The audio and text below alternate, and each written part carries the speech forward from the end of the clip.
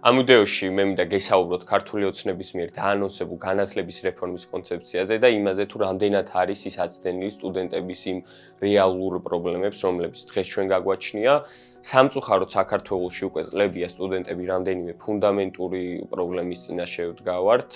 პირველ რიგში ეს, რა თქმა უნდა, არის შესაბამის ხარისხიან განათლებაზე ხელმისაწვდომობა. აქ რამდენიმე ძირითადი პრობლემა გვაქვს. პირველ რიგში ეს არის ფასი და ის სიძვირე, რომელიც გააჩნია საქართველოში განათლების მიღებას. მეორეს მხრივ ეს არის თანამედროვე განათლებაზე და თანამედროვე ცოდნაზე ხელმისაწვდომობა.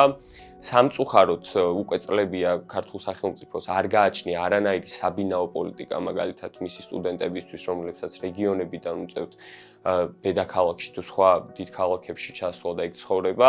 ეს დამატებით ფინანსურ წნეხად აწვევათ ამ სტუდენტებს, რის გამოც მათ უწევთ მაგალითად 40-საათიან სრულ განაკვეთზე მუშაობა. მოგეხსენებათ, სრულ განაკვეთზე მუშაობა აუცილებლად მოითხოვს, რომ გარკვეული დრო და რესურსი მოაკლო სწავლას და ეს კიდევ უფრო ხელმიუწვდომელს ხდის, რომ სრულყოფილი განათლება მიიღონ სტუდენტებმა.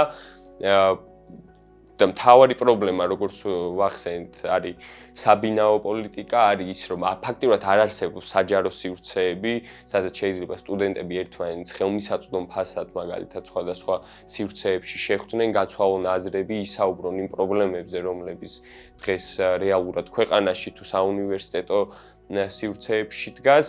ეს ფუნდამენტური და ძირითადი პრობლემები, რომლების წინაშე ვდგავართ ამ კონცეფციაში, გაკვირთაც კი არ არის ნახსენები. თუ ჩვენ არ მოვაგვარებთ საწყის პრობლემებს, ჩვენ ვერ მოვაგვარებთ შესაბამისად იმ სხვა პრობლემებს, რომლებსაც ეს ფუნდამენტში წარმოქმნილი შეზღუდვები და სირთულეები წარმოქმნის. სწორედ ამ ჩამოთვლილი მიზეზების გამო ლოგიკურია, რომ ეს კონცეფცია საერთოდ ვერ პასუხობს იმ ფუნდამენტურ პრობლემებს, რომლებიც დღეს საქართველოში სტუდენტებს გააჩნიათ.